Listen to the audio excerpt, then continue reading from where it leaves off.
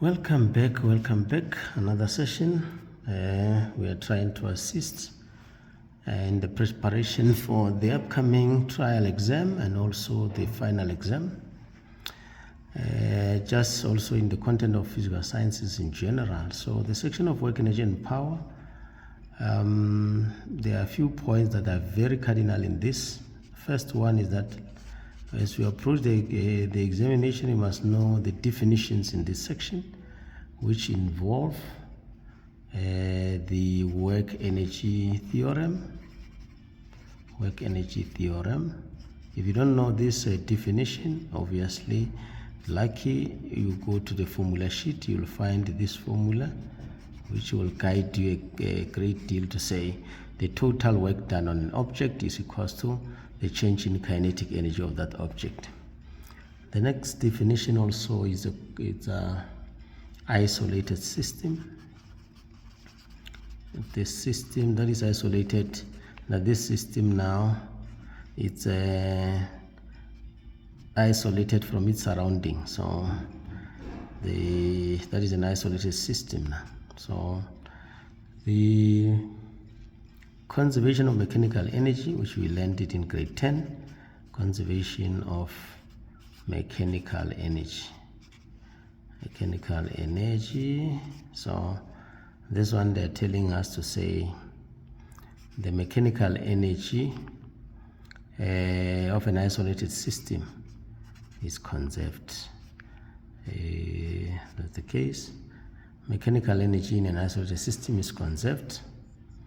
The last two definitions will be about the conservative and non-conservative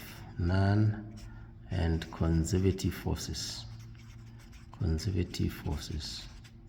Don't forget that we have got only one conservative force in this section, which is gravitational force, whereas the non-conservative, there are three. It can be tension, can be kinetic friction, or can be an applied force.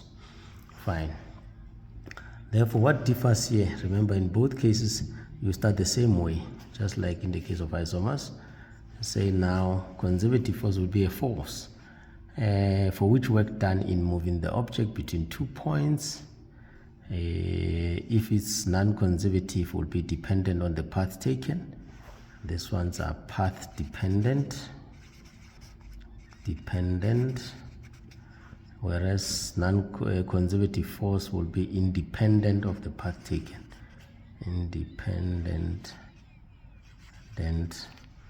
Of the path taken, or they are path independent. Now, furthermore, in this section, when you approach, you must know, besides definitions, how to draw a free body diagram. Very crucial in this section. Even if you are not asked to draw them, please draw, because they will help you a great deal when you are calculating, because only forces that are not perpendicular to the direction of motion, they do work. All forces that are perpendicular to the direction of motion, then no work will be done by those forces. Just to make an example, if you are moving in a horizontal, let's say there's an applied force, there is a weight, and there's a normal, and there's friction.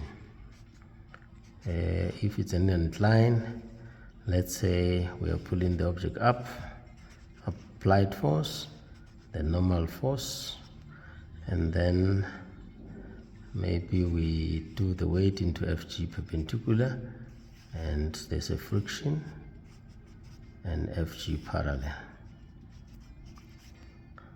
Remember, you're not forced, you can just use the weight instead of these two. And also it's okay that way. Now, which forces are doing work? No work will be done by normal, no work will be done by this, because why? They are perpendicular to the direction of motion, delta x. In this case, the motion is up the incline, therefore no work will be done by this, and no work will be done by the normal. In fact, in all cases, normal force does no work, whether it's horizontal or incline. The way it appears, then normal will not do any work on this. Fine. We move on to the next one to say, please, when you draw a free body diagram, as we say, You can follow this Newton's second law method or first law method of making sure that all forces are parallel perpendicular to the direction of motion. If not, like when you are given two-dimensional force, then resolve that force into components so that you will have parallel and perpendicular component of that force.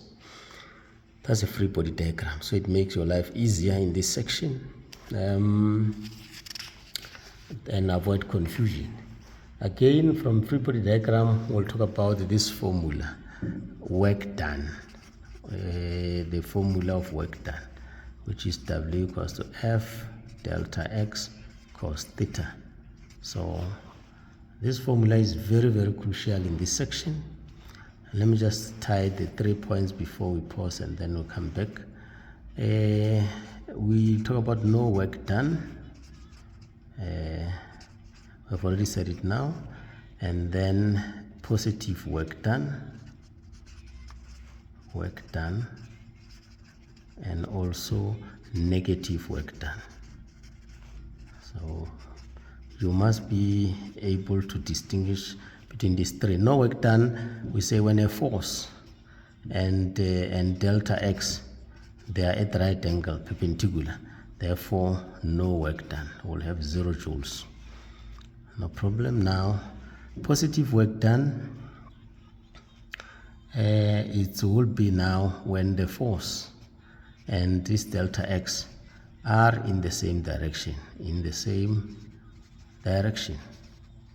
Therefore, we'll have a positive work done. In this formula, we even have cosine of 0 degrees.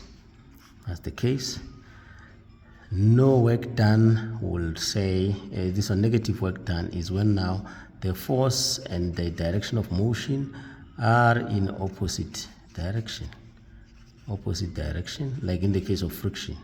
So friction is always opposing, therefore is always doing negative work on the object. Therefore, in this case, if we are using this formula, then we'll be now using cosine of 180 degrees. Very simple in this case. So if I may take you back to this one, you can tell that which forces are doing positive work if you are in diagram, let's say A, and this one is B. So you will tell that applied force is doing positive work because delta x and this one are in the same direction, and the friction is doing negative work. This one, applied force is doing positive work, friction and FG parallel, they are doing negative work. That's what we mean by positive and negative work. Thank you. And then let's pause and then we'll talk about further how do we now use the grade 10, which is your conservation of mechanical energy, and also grade 12, which is your work energy theorem, or work done by non-conservative forces. We are pausing for now. We are coming back. Thanks.